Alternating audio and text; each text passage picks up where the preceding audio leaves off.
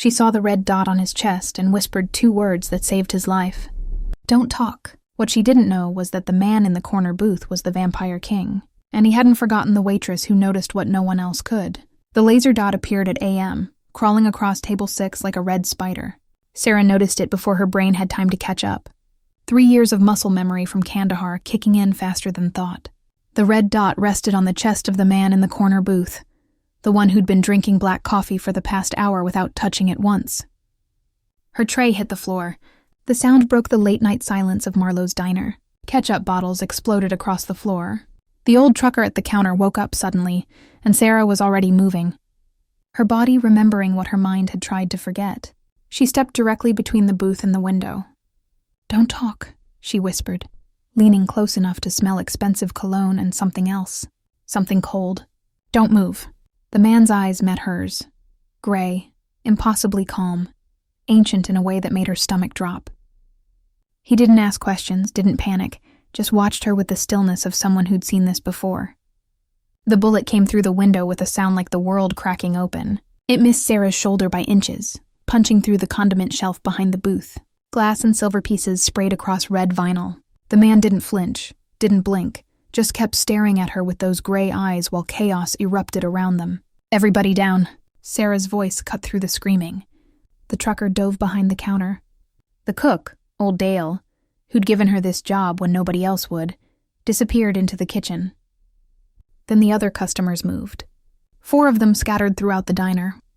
They had seemed normal 30 seconds ago. A businessman reading his phone, a couple sharing fries, a woman doing a crossword puzzle. Now they moved with synchronized precision, weapons appearing from jackets and purses, forming a protective circle around the booth, around him.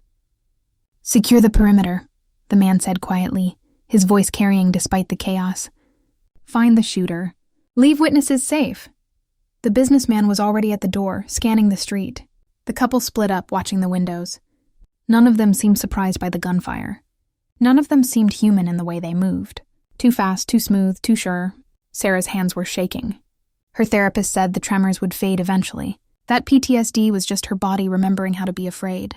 Right now, her body was remembering other things.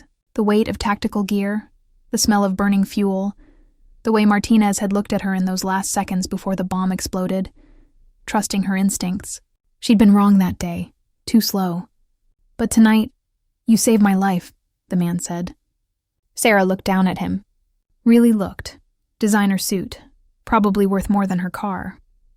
Dark hair swept back from a face that could have been 30 or 50 or anywhere in between. Pale skin that seemed to drink the fluorescent light rather than reflect it, and those eyes watching her with an intensity that made her feel like a specimen under glass. I saw the laser dot, she managed. Training kicked in. Training.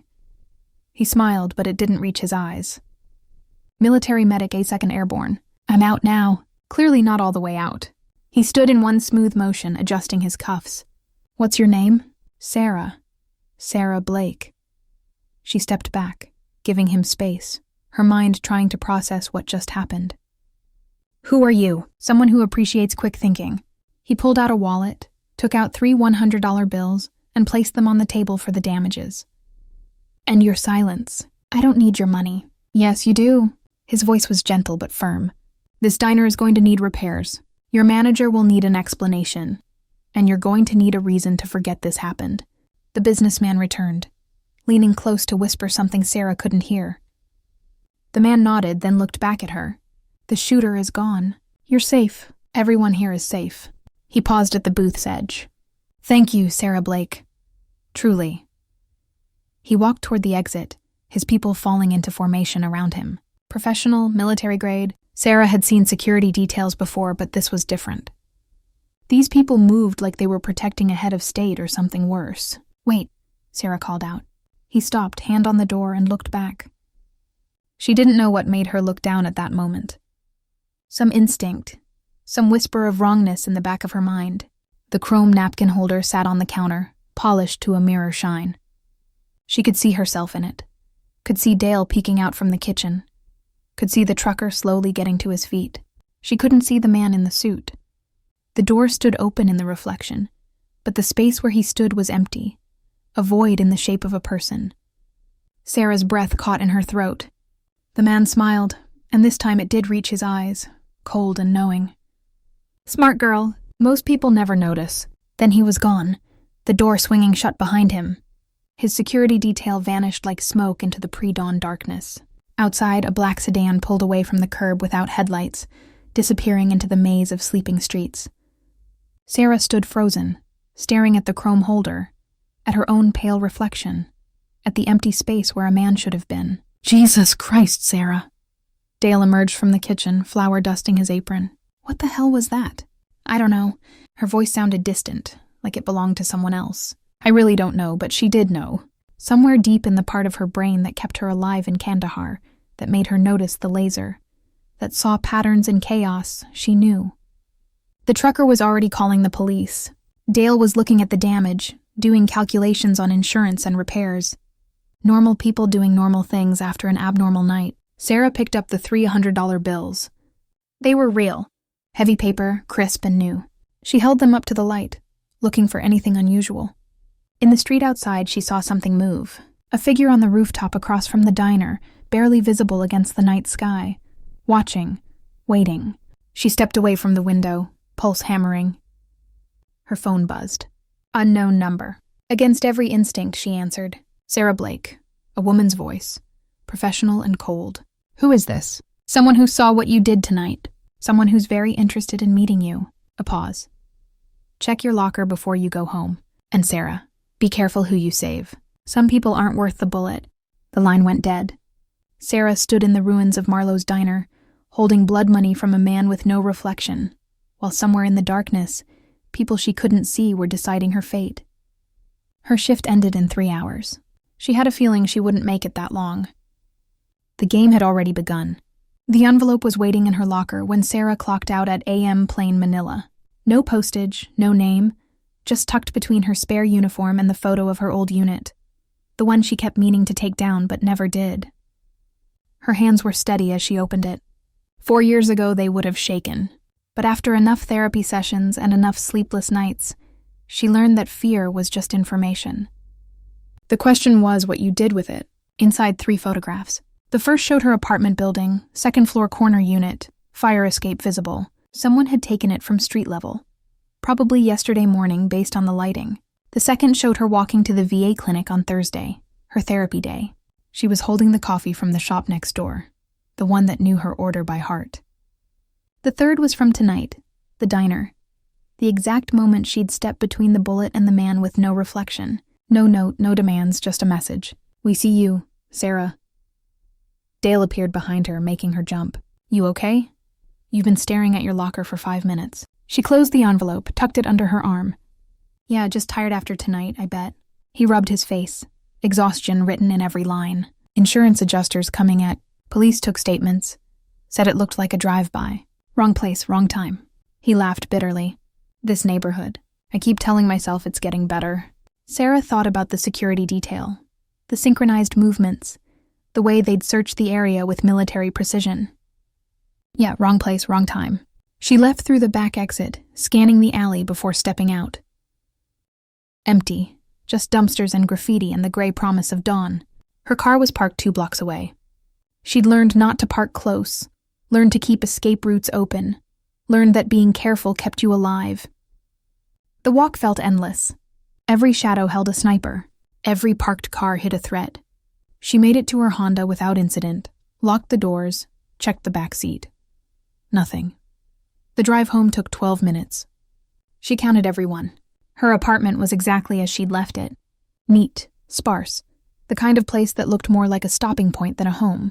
She checked every room anyway, combat knife in hand. Closet, bathroom, kitchen, under the bed. Clear. She made coffee she wouldn't drink and sat at her kitchen table, spreading out the photographs. Whoever took these was professional. Good angles, high resolution. They'd been watching her for at least a week. Her phone buzzed. Unknown number again. She stared at it for 3 rings before answering. What do you want? To talk. The same woman's voice from before. There's a coffee shop on 5th and Morrison. Sit outside, 30 minutes. And if I don't, then we'll have a very different conversation. One you won't enjoy. A pause. 30 minutes, Sarah. Don't be late. Click. Sarah set the phone down carefully. She had 2 choices, run or meet. Running meant abandoning everything. Her job, her routine, the fragile stability she'd built after leaving the army. Meeting meant walking into another trap. But traps gave you information, and right now information was the only weapon she had. She changed into jeans and a jacket, slipped the combat knife into her boot. Then she drove to 5th and Morrison, parked 3 blocks away, and walked there. The coffee shop was one of those trendy places with reclaimed wood and overpriced lattes. At AM, it was mostly empty except for early risers and people who couldn't sleep. Sarah bought black coffee and sat at an outdoor table where she could see the street. They arrived at exactly AM. 2 of them. A woman in her 40s, gray suit, government haircut, and a younger man, athletic build, the kind of careful stillness that screamed military. They sat down without asking permission. Sarah Blake, the woman slid a badge across the table. Commander Elizabeth Frost, this is Agent Chen. We need to talk about last night. Sarah glanced at the badge. It looked real, but she'd learned that real didn't mean trustworthy. I already talked to the police. The police think it was a drive-by. We know better. Frost pulled out a tablet, turned it to face Sarah. Security footage from the diner, the laser. Sarah stepping into the line of fire, the man with no reflection walking out unharmed. Who is he? Sarah asked quietly. His name is Lucian Vale, and he's not human. The words hung in the air like smoke. Agent Chen watched her carefully, probably looking for disbelief or panic. Sarah gave him neither. I saw the reflection, she said. Or the lack of one. Frost nodded, something like respect crossing her face. Then you're smarter than most. Lucian Vale is what we call a high vampire. Over 300 years old, controls most of the East Coast through a network of businesses and political connections. He's also bound by something called the Accords, treaties that keep the supernatural world hidden from regular people. Why tell me this? Because you're already involved. Frost swiped to another image. The diner, but from weeks ago, Sarah serving coffee to different customers. Vale has been coming to that diner for 6 months, always sits in the same booth, always orders coffee he never drinks. You know why? Sarah shook her head. The diner sits on neutral ground, a place where vampire politics are forbidden. He's been holding meetings there, using the treaty protections to meet with people he can't meet elsewhere. Frost leaned forward. Last night's shooting wasn't random.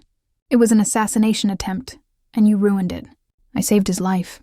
You disrupted a 3-month operation. Chen spoke for the first time, voice hard. We've been tracking Vale's movements, building a case. That shooting was supposed to draw him out, make him break the Accords. Instead, you made him look like a victim. Sarah's coffee had gone cold in her hands. So what do you want from me? Frost and Chen exchanged glances. He's going to come back, Frost said.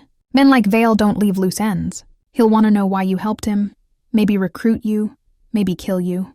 She paused. We want you to let him approach you, wear a wire, help us build a real case. And if I say no, then you're on your own when his enemies come calling, because they saw you too, Sarah. And they won't be as patient as we are. Sarah looked down at her reflection in the cold coffee. Still there, still human, still breakable. I need time to think. You have 24 hours. Frost stood, sliding a card across the table. After that, the offer expires and you're in this alone. They left. Sarah sat in the morning sun, holding a business card and wondering how saving one life had put hers in danger. Her phone buzzed again. Different number this time. A text message. The coffee looks terrible. You should try the place on 7th tonight at Come Alone, LV. He'd been watching her right now, maybe for weeks. Sarah looked up, scanning the street. Dozens of windows, hundreds of places to hide. She texted back, How do I know you won't kill me? The response came immediately. If I wanted you dead, you'd have died in that diner. See you at... Sarah pocketed her phone and stood. The sun was rising over the city, painting everything gold and red. She had 12 hours to decide which monster to trust. Sarah didn't go home. Home meant 4 walls and 1 exit and too many windows. Home meant sitting still while people who saw in the dark decided whether she was useful or not. Instead, she drove to the one place that had ever felt safe, the gun range where veterans shot for free on Tuesdays. It was Wednesday, but Jim at the counter owed her a favor. She ran through 2 boxes of ammunition, focusing on breathing right and pulling the trigger carefully, letting the rhythm make the noise in her head quiet. Hit the center, breathe, Squeeze. The paper targets didn't have gray eyes or government badges. They didn't make promises they might not keep. They just fell when she hit them. By noon, her hands had stopped shaking. By 2, she'd made a decision. She would meet Lucian and Vale tonight. But first she needed insurance. The VA clinic was quiet on Wednesday afternoons. Dr. Rashid saw her between appointments, worry showing on his face when she walked in without calling ahead. "Sarah, is everything all right? I need to talk off the record." He closed his office door, pointed to the familiar couch where she'd spent 3 years talking about Kandahar. What happened? She told him a part of the truth. The shooting at the diner, the mysterious customer, the people following her. She left out the part about vampires and government groups that would get her sent to a mind doctor faster than she could blink. "You're in danger," Dr. Rashid said when she finished. "Have you called the police?" "They think it was random. They're wrong. Then call the FBI. Witness protection." "I can't." Sarah looked him in the eyes. "I need you to hold something for me. If anything happens, if I disappear or turn up dead, I need you to give it to the police." She handed him a sealed envelope. Inside, copies of the photographs, Commander Frost's business card, and a written story of everything that had happened. Not enough to prove anything, just enough to make people ask questions. Dr. Rashid held the envelope like it might blow up. "Sarah, what are you involved in?" "I'm not sure yet, but I need someone to know I didn't just vanish." She stood. "Thank you for everything." Wait. But she was already gone. The place on 7th was called Nocturne. Fancy dim lights. The kind of restaurant where a main dish cost more than her weekly grocery money. Sarah arrived at 9:45 p.m., wearing the nicest clothes she owned. Black jeans, dark shirt, leather jacket with a knife still in her boot. Commander Frost's wire was taped between her shoulder blades. The host knew her name right away. "Ms. Blake, Mr. Vale is expecting you." "This way, please." He led her through the dining room to a private small area in the back. Lucian sat alone at a table for 2, a glass of red wine untouched before him. He stood when she came closer, old-fashioned manners and a modern suit. "Sarah, thank you for coming." "Like I had a choice." "You always have choices. You chose to save me. You chose to come here." He pointed to the empty chair. "Please." She sat, every part of her body on high alert. Up close, he was even more unsettling. Beautiful in the way old marble was beautiful. Cold and perfect and completely lifeless. No heartbeat visible in his throat. No breath fogging when he spoke. "You're wearing a wire," he said casually. Sarah's blood went cold. "What?" "Between your shoulder blades. Government stuff. Probably FBI or one of their groups that handle magical things." He sipped his wine to pretend, she realized, since the glass never actually touched his lips. "I'm not bothered. It shows you're smart enough to protect yourself. Are you going to kill me? If I wanted that, we wouldn't be having dinner." He set down his glass. "Tell me about Kandahar." The question hit her like a hard punch. "How do you—" "I know everything about you, Sarah Blake. Army medic, 82nd Airborne, left the Army honorably discharged after an IED bomb blast that killed 4 members of your group. You stopped on a patrol route, questioned your lieutenant's orders. The convoy stopped. The bomb went off 30 seconds later." His gray eyes held hers. "You've spent 3 years wondering if you saved yourself because you were afraid or because you just knew." Sarah's throat was tight. "You had no right. I had every right. You got involved in my life. I needed to understand why." He leaned forward. "Here's what I found. You have an instinct for danger that's almost like seeing the future. You notice things others miss. In Kandahar, you felt something wrong. Last night, you saw the laser before anyone else." A pause. "That's not training. That's a gift. It's trauma. Perhaps both." He motioned to the waiter who appeared right away. "The lady will have the salmon. I'll have nothing." When they were alone again, Lucian continued. "The people who visited you this morning, Commander Frost and Agent Chen, they told you I'm a monster, that I break laws and hurt people. They're not entirely wrong. Why are you telling me this?" "Because I respect you enough to be honest." He folded his hands on the table. "I am 347 years old. I've killed more people than you can imagine. I've built a powerful organization on blood and fear, and carefully made agreements. I am not a good man, Sarah, but I am a necessary one." "Necessary for what?" "For keeping worse things than me in check." His expression became serious. Do you know why the Accords exist? Why we have safe areas and agreements and rules? Frost said it keeps the magical world hidden. It keeps the magical world from destroying the human one. Without structure, without order, vampires would hunt openly. Werewolves would claim land by killing a lot of people. Witches would fight wars for power. He leaned back. I enforced those rules, sometimes with talking things out, sometimes with violence, but I enforced them. And last night, someone tried to kill me on neutral ground. Not just to kill me, to make it look like I broke the agreements, to give my enemies a reason to move against me. His jaw tightened. The shooter wasn't human. He was sent by House Morrow, my oldest enemy. They wanted war. Sarah thought about this. Frost said you've been holding meetings at the diner using agreement protections. I was meeting with people trying to prevent exactly the war Morrow wants. He met her eyes. You saved more than my life last night. You saved a small, important piece. Then why are Frost and Chen targeting me? Because they think I'm the bigger threat. They're wrong, but they're not stupid. He slid a folder across the table. Open it. Inside were papers, pictures from hidden cameras, money records, all related to House Morrow. They've secretly joined human law enforcement. Frost doesn't know it, but Agent Chen reports directly to Morrow's people. The wire you're wearing? It's not recording for the government. It's recording for my enemies. Sarah's hand quickly moved toward her back. That's crazy. Check the radio wave. It's not FBI standard. He pulled out a small machine, turned it on with his thumb. A red light blinked steadily. That's your wire sending out a signal on a private channel. By now, Morrow knows you're here, knows we're talking. The walls felt too close, the air too thin. They're going to come for you, Lucian said quietly. Not tonight. Too public, but soon. They'll make it look like an accident. A robbery that went wrong. Maybe a suicide given your past troubles. Why are you helping me? Because you helped me without asking for anything in return.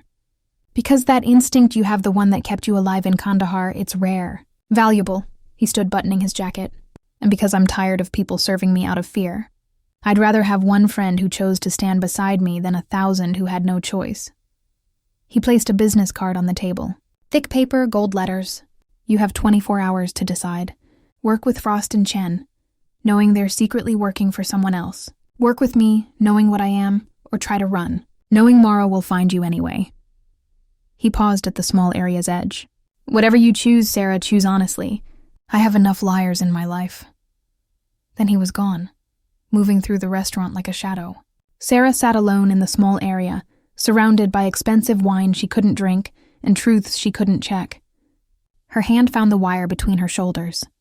She ripped it off and dropped it in the wine glass. The red light blinked once, then died. Outside, someone was watching. Someone was always watching, and Sarah Blake, former Army medic, current diner waitress, had just become the most important piece on a board she didn't understand. She left cash on the table and walked into the night where monsters of every kind were deciding her fate. Sarah made it home at 11:47 p.m. She knew because she checked her phone all the time every 30 seconds during the drive, half expecting a call from Frost or a text from Lucian or the sudden impact of a car running her off the road. None came, just the quiet sound of late-night traffic and her own pounding heart. Her apartment building looked the same as always. Paint coming off, hallway lights flickering, Mrs. Chen's cat watching from a third-floor window. Normal, safe. Lies felt comforting sometimes. She climbed the stairs to her second-floor apartment, keys already in hand, checking the door frame for signs of being tampered with. Nothing. She unlocked the main lock, pushed inside, reached for the light switch. Don't. The voice came from her kitchen, calm, familiar, wrong. Sarah's hand froze on the switch. Her other hand dropped to her boot, fingers closing around the knife handle. Get out of my apartment. In a moment. A match flared in the darkness. Lucian saw at her kitchen table, lighting a candle she didn't own. The flame painted shadows across his face, making him look even less human. We need to talk properly this time. You broke into my home. Your lock is garbage. A child could pick it. He gestured to the chair across from him. Sit, please. I'm fine standing. No, you're not. You've been running on adrenaline for 36 hours. Your hands are shaking. You haven't eaten since yesterday, and you're trying to decide if that knife in your boot would actually work on me. He tilted his head. It wouldn't. Silver does nothing to us. That's Hollywood nonsense. Sarah didn't move. How did you know about the knife? I can hear your heartbeat from across the room. I can smell the steel and leather oil. After 3 centuries, you learn to notice details. He leaned back. Sit down, Sarah.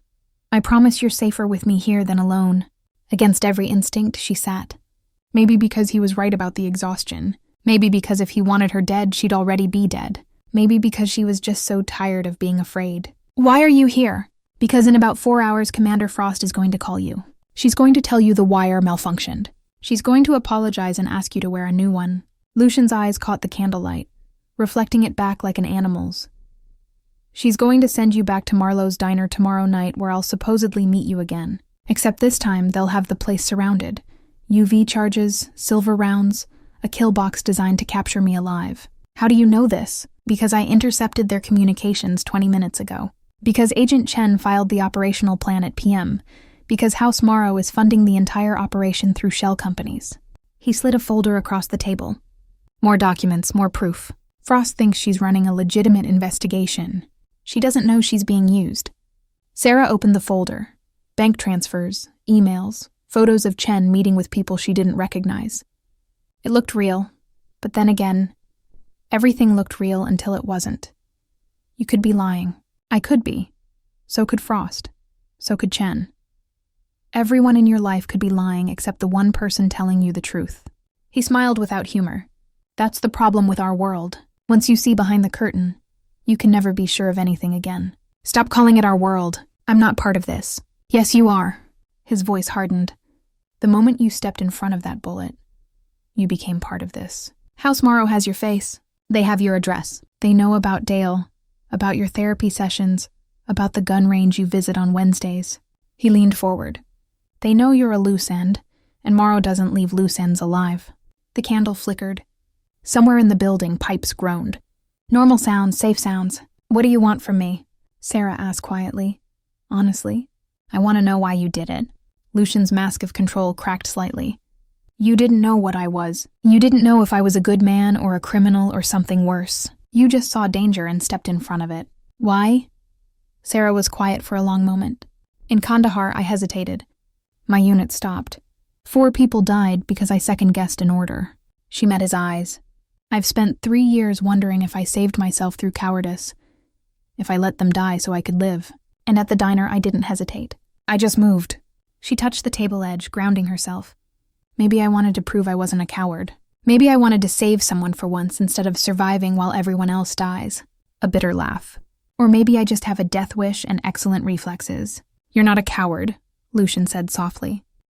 Cowards don't step in front of bullets. They don't meet vampires alone. They don't sit in dark apartments with monsters and demand answers. He stood, moving to the window, looking out at the sleeping city. You have an instinct for survival that wars with a need to sacrifice yourself. It's rare, dangerous, and valuable.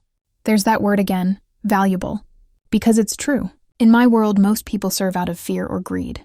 They can be controlled, predicted, thrown away. But someone who acts on pure instinct. Someone who saves lives without calculating the cost. He turned back to her. That's priceless and terrifying.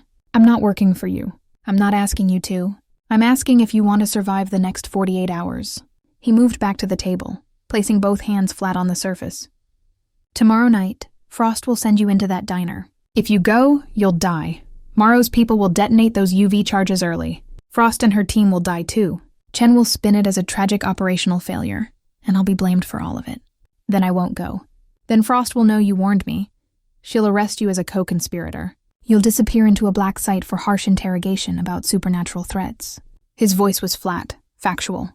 You'll never see a trial, never see daylight. They'll drain every piece of information from you. Then dump your body somewhere no one will find it. Sarah's stomach twisted. Those are my options.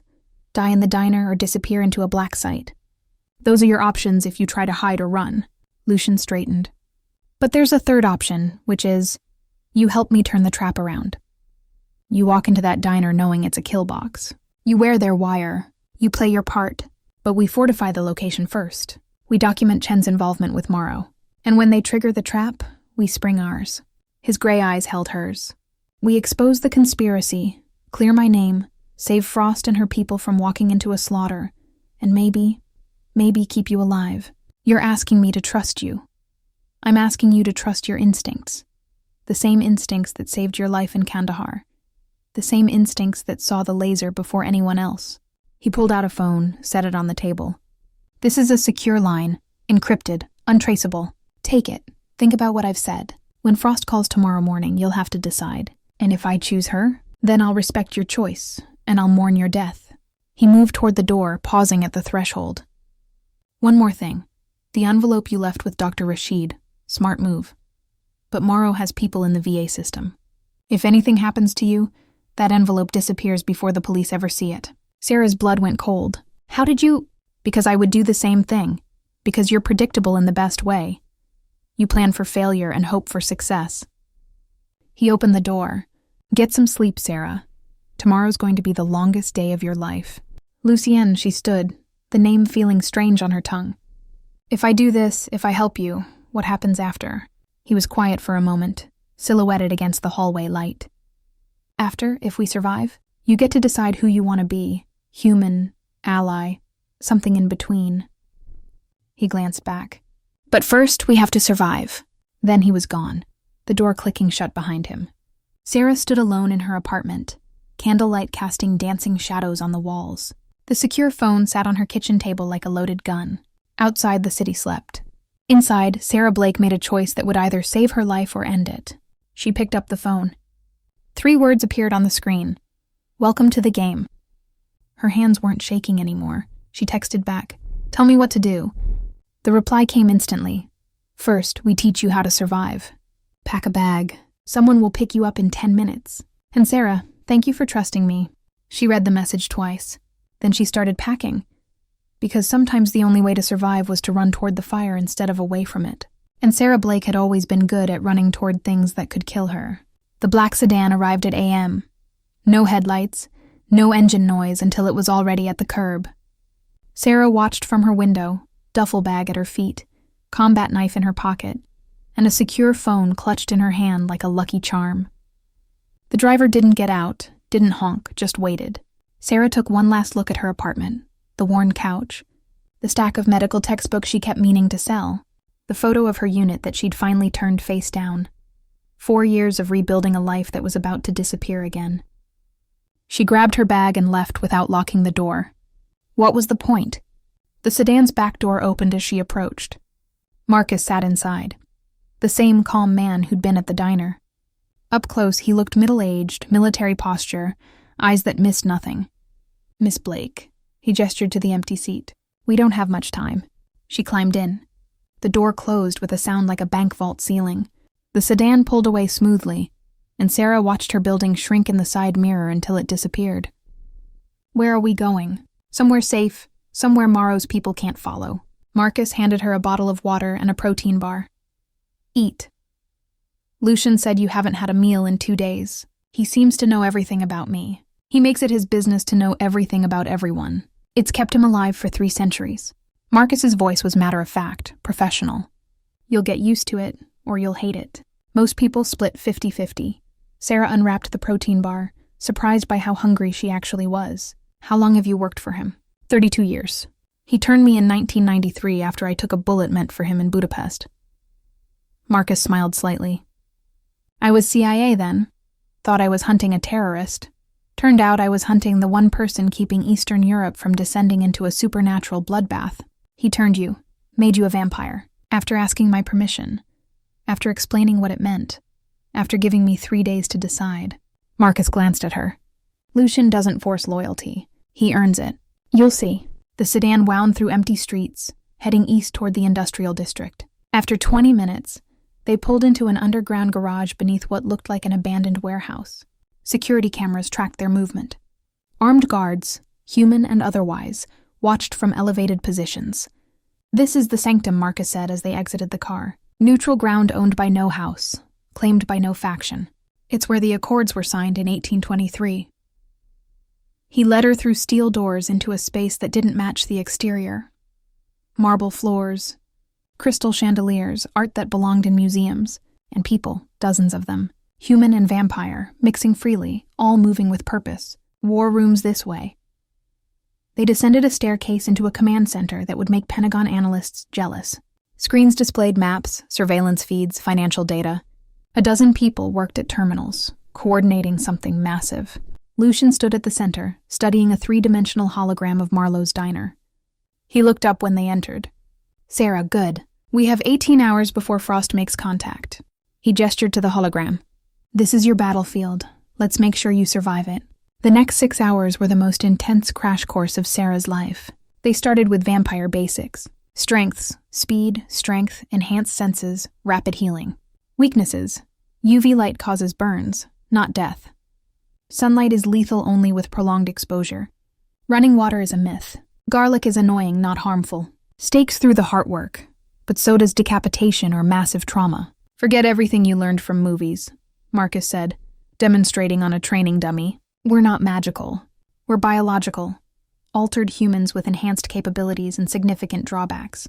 Then they moved to hunter tactics. UV grenades, silver-jacketed rounds designed to fragment inside the body, blessed weapons.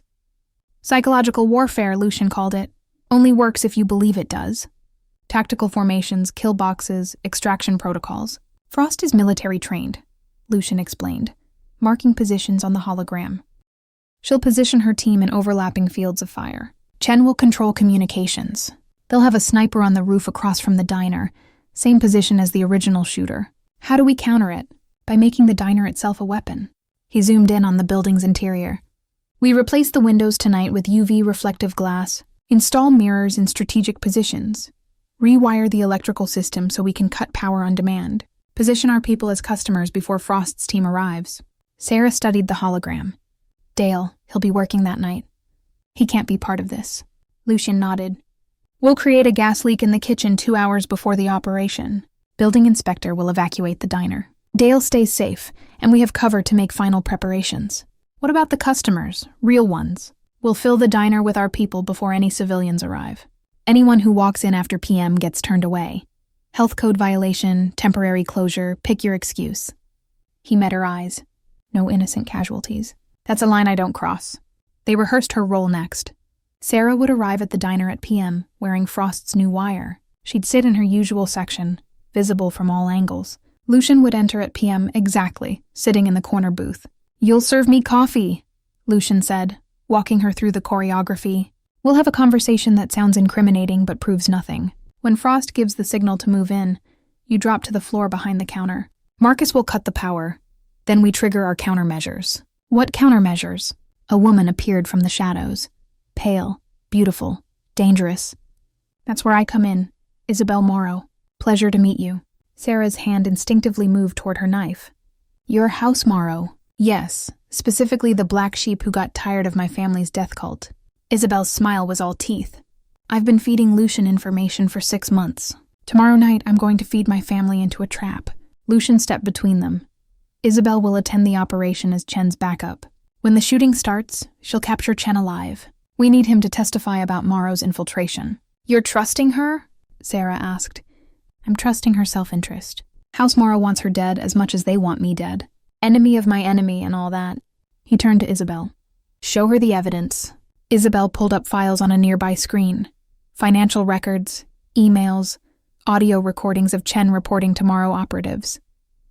It was comprehensive, damning, and exactly what they needed to prove the conspiracy. "If this works," Isabel said, "my family loses their foothold in human law enforcement. They'll be exposed, sanctioned under the Accords, and I'll finally be free of their vendetta." She looked at Sarah. "So yes, I'm motivated to keep you alive." They spent the next hours fortifying the diner. Sarah watched through surveillance feeds as Lucian's people worked, replacing glass, installing mirrors, running new electrical lines. They moved with inhuman speed and precision, completing in hours what should take days. At AM, Marcus brought her food. Real food. Eggs, toast, coffee that didn't taste like motor oil. "You should rest," he said. "You have 12 hours until Frost calls." "I can't sleep." "Then at least sit down. You've been standing for 6 hours." Sarah collapsed into a chair, exhaustion finally catching up. Around her, the command center hummed with activity. Vampires and humans working together, preparing for a battle that might save or destroy everything. Lucien approached, carrying 2 cups of coffee. He handed her one, kept the other for show. "You're doing well," he said quietly. "I'm terrified. Good. Fear keeps you sharp. Overconfidence kills." He sat beside her. "When this is over, assuming we survive, you don't have to stay." "I meant what I said. You get to choose your life." "Why does it feel like I'm choosing between different kinds of cages?" "Because you are. That's the truth no one tells you. Freedom is choosing which cage has the best view." He sipped his coffee that he couldn't taste. "But at least you'll be choosing. That's more than most people get." At a.m., Sarah's regular phone rang. Unknown number. She looked at Lucien. He nodded. She answered. "Hello, Sarah. It's Commander Frost. We need to talk about last night's equipment failure." The game had begun, and Sarah Blake was betting her life she'd chosen the right side. The wire felt different this time. Frost had apologized profusely about the malfunction, handed Sarah a new device with sincere eyes and what might have been genuine regret. Sarah wore it taped between her shoulder blades, knowing every word would be heard by people who wanted her dead. "Remember," Frost had said during the morning briefing, "act natural. Serve him like any other customer. We'll handle the rest." Chen had smiled at that, the smile of a man who knew something no one else did. Now, at p.m., Sarah stood outside Marlowe's diner, or what remained of it. The bullet holes had been patched. New windows gleamed in the streetlights. A reopening tonight sign hung in the door. Inside, every customer was Lucien's. She recognized the businessman from the first night, now reading a different paper. The couple sharing fries were vampires she'd met at the Sanctum. The woman doing a crossword was Isabel Morrow, wearing a wire identical to Sarah's. Dale wasn't there. The gas leak had been reported at p.m. Building inspector had red-tagged the kitchen. He'd texted her 20 minutes ago, "Stay safe. Something feels wrong about tonight." She'd replied, "I know, trust me." Sarah pushed through the door. The bell chimed, newly installed Lucien's idea. It would mask other sounds when things went loud. She clocked in, tied her apron, and took her position.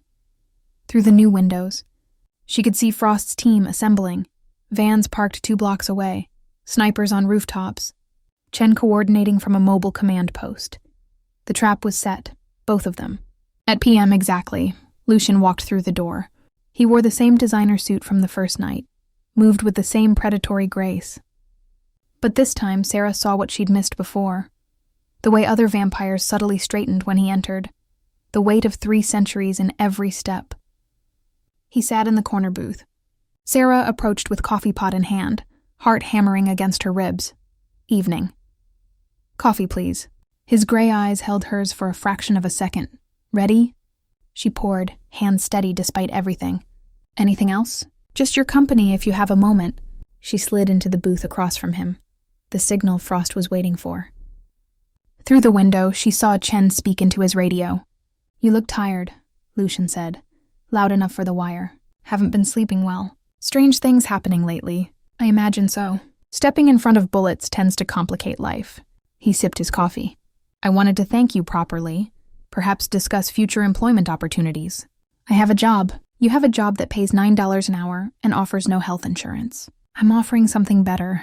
This was the scripted part, the conversation designed to sound incriminating while proving nothing. Sarah played her role, letting Frost hear what she expected, a vampire recruiting a useful human. Outside, Chen gave another signal. The assault team moved into position. In the kitchen, Marcus monitored the electrical panel. On the roof across the street, Lucien's sniper tracked Frost's sniper. Isabel stood up, walking toward the bathroom, passing close enough to Chen's position to hear his next transmission. "All units, prepare to move on my mark. 3, 2, 1, then everything happened at once." Chen's voice, "Execute, execute, execute." The doors burst open. Frost's team flooded in, weapons raised, shouting commands. "Nobody move! Federal agents!" Sarah dropped behind the counter as rehearsed. Frost leveled her weapon at Lucien. "Lucien Vale, you're under arrest for violations of the UV charges detonated early, not Frost charges. Chen's charges, hidden under different tables, wired to a separate trigger, 3 times more powerful than the tactical flashbangs Frost had authorized. The diner exploded into searing ultraviolet light. Vampires screamed. Lucien's people scattered, skin blistering. The businessman went down, smoke rising from exposed flesh. The couple by the window collapsed, convulsing. But Lucien didn't move. The UV reflective windows did exactly what Marcus promised, bouncing the light back, creating interference patterns that weakened the effect. The hidden mirrors scattered the beams, and Lucian's position in the corner booth put him in the one shadow that calculations said would exist. What the hell? Frost spun toward Chen. Those aren't our charges. Chen pulled his weapon, not on Lucien, on Frost. Sorry, Commander. Change of plans. He fired 3 times. Center mass, professional, fatal. Frost went down hard. Marcus cut the power. Darkness swallowed the diner. Emergency lights flickered on. Lucian's emergency lights, positioned to illuminate Frost's team while leaving his people in shadow. Gunfire erupted. Frost's agents returned fire blindly, hitting walls and windows. Chen's hidden backup team, 4 vampires loyal to House Morrow, crashed through the kitchen entrance. This was the real assault, the killing blow. Eliminate Frost's team, execute Lucian, blame the whole massacre on a botched federal operation. But Sarah had counted on chaos. Counted on people forgetting about the waitress behind the counter. She crawled through darkness toward Frost's body. The commander was still breathing, blood spreading across her chest. Sarah's medic training kicked in. Pressure on the wounds, check for exit wounds, keep her conscious. Stay with me, Sarah whispered. Help is coming. Chen, I know. Just breathe. Above them, the real battle unfolded. Lucian moved like smoke through darkness, disarming a Morrow vampire in one fluid motion. Marcus engaged 2 more near the kitchen. The businessman, burns healing already, tackled an agent reaching for UV grenades. Isabel Morrow stepped out of the bathroom, grabbed Chen from behind, and slammed his head into the counter with inhuman strength. Once, twice, 3 times. He dropped, unconscious but alive. Target secured, she shouted. On the roof, Lucian's sniper fired. The opposing sniper went down, weapon clattering. The entire operation lasted 90 seconds. When emergency services arrived 7 minutes later, they found a war zone. Frost's team decimated. 3 dead, 5 wounded. Chen was in custody, unconscious and zip-tied. The Morrow vampires had vanished into the night, and in the center of it all, Sarah Blake knelt over Commander Frost, hands covered in blood, keeping pressure on wounds that would have killed her in minutes. Paramedics rushed in. Sarah surrendered Frost to them, backing away slowly. Lucien appeared at her elbow.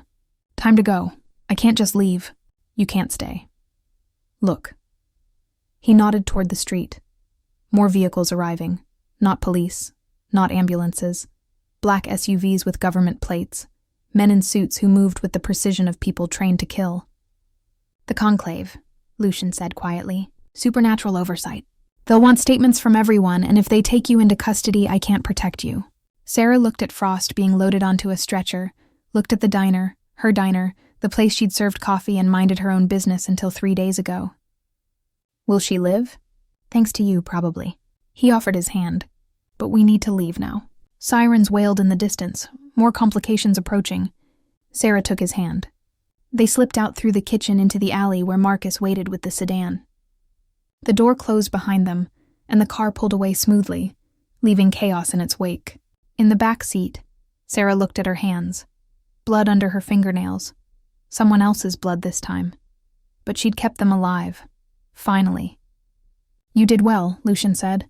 People died, fewer than would have died if we'd done nothing. Frost will live to learn the truth. Chen will testify under conclave law. House Morrow just lost their infiltration operation. He met her eyes. You saved more lives tonight than you lost in Kandahar. Make peace with that. Sarah leaned back against the seat, exhaustion crashing over her like a wave. Through the rear window, she watched the diner recede into the distance, the place where her old life had ended and something new had begun. She'd chosen a side, fought a battle, survived the night. But the war was just beginning, and Sarah Blake was no longer a waitress caught in the crossfire. She was a player on the board.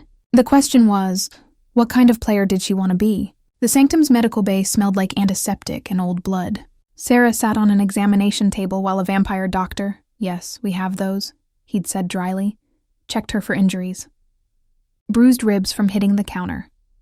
Cuts on her hands from crawling through broken glass. Minor burns on her forearm from grazing a UV reflection. Nothing life-threatening, nothing that wouldn't heal. You're lucky, the doctor said, applying silver-based antibiotics. Most humans don't walk away from a three-way firefight with just scratches. I stayed low. You stayed smart. He finished bandaging her arm. Rest. Hydrate. Try not to get shot at for at least 48 hours. Marcus was waiting outside the medical bay, phone pressed to his ear. He ended the call when he saw her. Frost is in surgery. Critical but stable. They're saying she'll pull through. He hesitated. She's been asking for you. Can I see her? Not yet. The conclave has the hospital locked down. No visitors without clearance. He guided her down the corridor. But there's something you need to see. The command center had transformed into a crisis management hub. Screens displayed news feeds, social media, internal communications. Every channel was covering the federal operation gone wrong at local diner. Official story. Botched raid on suspected criminal activity. Officers wounded. Suspects escaped. Investigation ongoing. The truth was buried under layers of bureaucratic language and carefully edited footage, but other screens showed different stories. Private forums, encrypted networks, places where the supernatural world discussed its business. Sarah's face was everywhere. The human who saved the vampire king. Lucian Vale's new asset, the waitress who chose a side. Her name, her service record, her address, though that apartment was already abandoned. Photos of her at the VA clinic, the gun range, walking to work. 3 days ago, she'd been invisible. Now she was infamous. House Morrow has put a price on your head, Marcus said quietly. 50,000 us, low for a vampire bounty, but high enough to attract attention from human contractors. Sarah's stomach turned. How do I make this stop? You don't. You can't unring this bell. Lucian entered from a side door, still wearing the suit from the diner, not a hair out of place. But we can make sure the narrative works in our favor. He pulled up a new screen, Chen's interrogation footage. The agent sat in a concrete room, handcuffed to a metal table. Isabel Morrow stood across from him, arms folded. No violence, no torture, just patient, relentless questioning. And Chen was talking. House Morrow recruited me 8 months ago. His voice crackled through speakers. They needed someone inside federal supernatural task forces. Someone who could coordinate operations, feed intelligence, arrange accidents. What was your mission at the diner? Isabel asked. Eliminate Commander Frost and her team. Execute Lucian Vale. Make it look like a federal operation gone wrong. He laughed bitterly. Frame Vale for cop killing. Start a war between vampires and human law enforcement. Who authorized the modified UV charges? House Morrow supplied them. Lord Antoine himself approved the payload. 3 times regulation strength. Designed to kill, not capture. Lucien paused the video. We have 6 hours of testimony, financial records, communication logs. Everything the conclave needs to sanction House Morrow for Accord violations. Will it work? Sarah asked. It already is. The conclave convened an emergency session 3 hours ago. House Morrow is being called to answer for infiltrating human government, attempting assassination on neutral ground, and endangering the masquerade. He smiled coldly. They're finished politically. The question is, what they do in desperation. Marcus pulled up another screen. Security footage from outside Sarah's old apartment building. 3 figures in dark clothes moving with purpose. They kicked in her door, searched the empty rooms, left frustrated. Morrow foot soldiers, Marcus said. They hit your place 90 minutes ago. Also visited the VA clinic looking for Dr. Rashid. He's been moved to protective custody. And they sent someone to Dale's house. Sarah's heart stopped. Is he? He's fine. We had people watching him. They intercepted the Morrow operative before contact. Marcus met her eyes. But he knows something's wrong. He's been trying to call you for 2 hours. Sarah pulled out her phone. 17 missed calls, a dozen texts. Where are you? What happened at the diner? Police won't tell me anything. Please just let me know you're okay. Sarah, I'm worried. Her thumb hovered over the call button. Don't, Lucian said gently. Not yet. Any contact puts him at risk. Morrow will be monitoring his communications. So I just let him think I'm dead? You let him think you're safe. There's a difference. Lucian pulled up a draft message on a burner account. We'll send this from a secure channel. Let him know you're alive. You're protected. And you'll explain when you can. Sarah read the message. It was kind, brief, deliberately vague. Everything Dale needed to hear and nothing Morrow could use. He deserves better than this. He deserves to stay alive, which means keeping distance until House Morrow is neutralized. Lucian sent the message. Give it time. When this is over, You can explain everything or nothing, whatever helps him sleep at night. Another screen updated. Breaking news. Commander Elizabeth Frost out of surgery. Condition upgraded to serious but stable. And beneath it, a statement from federal authorities requesting information about Sarah Blake, person of interest in ongoing investigation. They're looking for you, Marcus said. Not as a suspect, as a witness. But if you surface now, Morrow kills me before I can testify, Sarah finished. So I'm stuck here. You're safe here, Lucian corrected. There's a difference. Isabel Morrow entered the command center, looking grimmer than before. We have a problem. My family just declared me anathema, excommunicated from the house. They're claiming I'm a traitor working with Vale. Are they wrong? Marcus asked. Technically, no, but it means my testimony against Chen won't carry weight in conclave proceedings. They'll say I'm a scorned exile making false accusations. She looked at Lucian. We need another witness, someone neutral, someone human. All eyes turned to Sarah.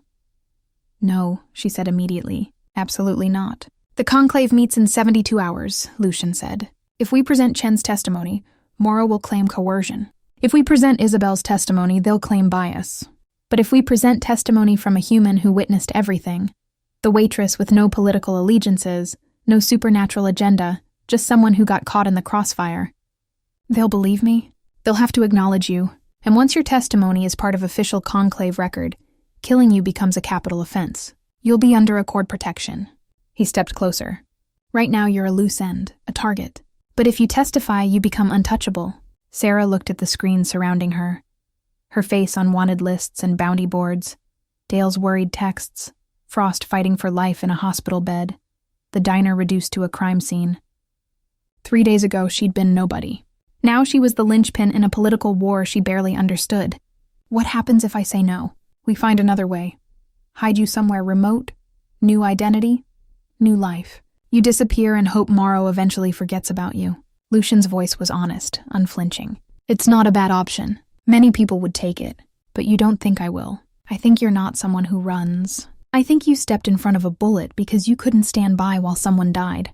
He met her eyes. I think you'll testify because it's the right thing to do. Even though it's terrifying. Even though it locks you into this world permanently. Sarah was quiet for a long moment. On the screen, another news update. Funeral arrangements for the 3 federal agents killed in the diner firefight. Photos of the dead. Young faces, someone's son, someone's daughter. People who'd thought they were serving justice. When is the conclave meeting? Friday midnight, neutral ground in the old cathedral downtown. I'll testify. Sarah's voice was steady. But I want something in return. Name it. Frost. When she wakes up, when she learns the truth, I want her to know I tried to save her. I want her to know not everyone betrayed her. Sarah looked at Lucian. And I want protection for Dale. Real protection, until this is over and Morrow is finished.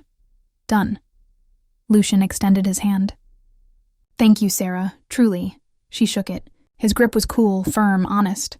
I'm trusting you, she said quietly. Don't make me regret it. I'll do my best. He released her hand. Now get some rest. You have 3 days to prepare for the most important testimony of your life. Sarah left the command center, Marcus escorting her to guest quarters deep in the sanctum. A small room, clean bed, no windows, a cage with a comfortable mattress, but at least she'd chosen it. The conclave met in a cathedral that hadn't seen prayers in 70 years. Sarah stood in the nave at PM Friday, surrounded by beings that shouldn't exist. Vampires from a dozen houses, dressed in everything from ancient formal wear to modern suits. Human representatives from supernatural task forces worldwide, witches, werewolves, things she didn't have names for yet, all of them watching her. Marcus stood 3 feet behind her, close enough to intervene, far enough to let her stand alone. Lucian sat in the gallery reserved for house leaders, expression unreadable. Across from him, Lord Antoine Morrow glared with undisguised hatred. The Arbiter, an ancient vampire who looked like someone's kindly grandmother, called the session to order. We convene to address accusations of accord violations by House Morrow. The witness will approach. Sarah walked forward, boots echoing on stone. She'd dressed simply. Dark jeans, black shirt, the leather jacket that had survived the diner. No weapons, no wire, just her and the truth. She raised her right hand. Do you swear to provide honest testimony under penalty of accord sanctions? I do. State your name. Sarah Blake, former Army medic, 82nd Airborne. Current. She paused. Currently unemployed waitress. Quiet laughter rippled through the chamber. The tension broke slightly. For the next 40 minutes, Sarah told everything. The laser, saving Lucian, the photographs, Frost and Chen's recruitment.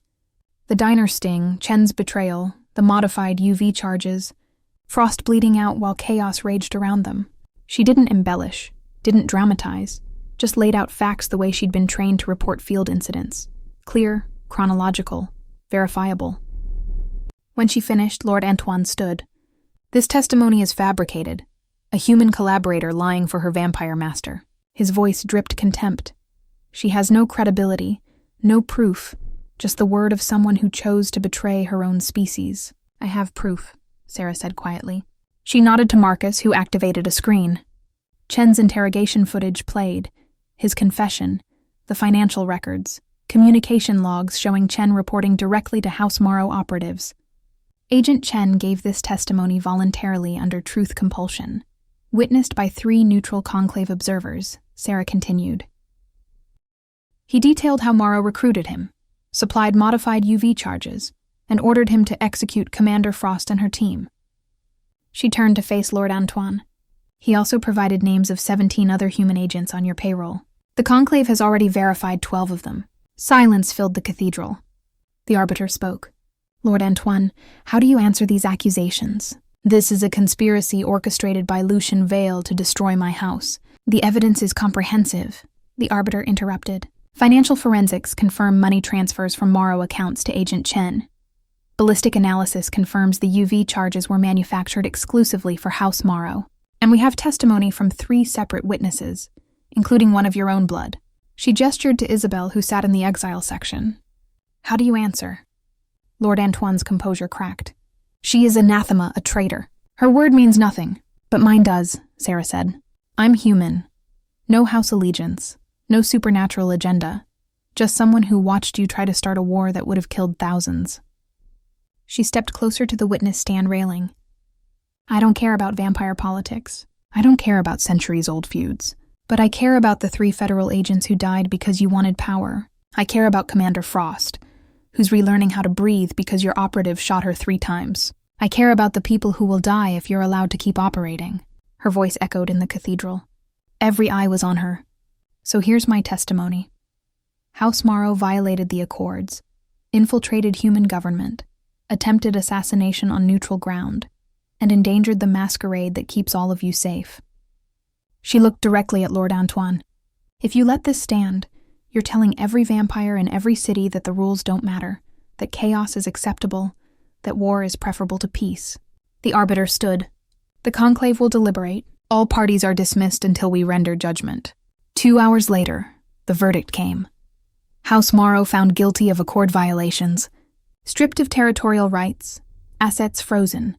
Lord Antoine and his inner circle remanded to Conclave custody pending further investigation. The bounty on Sarah's head was nullified. Anyone who touched her would face capital sanctions. She was now under permanent Accord protection. Lucian found her in the cathedral garden afterward, sitting on a stone bench under bare trees. You did it, he said, sitting beside her. House Morrow is finished. Frost will get justice. Chen will face trial in both human and supernatural courts. He paused. You're safe now officially. Safe? Sarah laughed without humor. I testified in front of vampires and witches about a government conspiracy involving supernatural infiltration. I'm never going to be safe again. No, Lucian agreed. But you'll be protected. There's a difference. They sat in silence for a moment. Dawn was still hours away, but the night felt less dark somehow. I spoke with the Conclave, Lucian said. They're offering you a formal position. Human liaison. Someone who can move between both worlds, interpret situations, prevent misunderstandings before they become conflicts. He looked at her. It's dangerous work, but it's important, and you're uniquely qualified. Because I saved your life? Because you see clearly when everyone else is blinded by fear or ideology? Because you step into danger when everyone else runs away? Because you're honest in a world built on lies? He stood, offering his hand.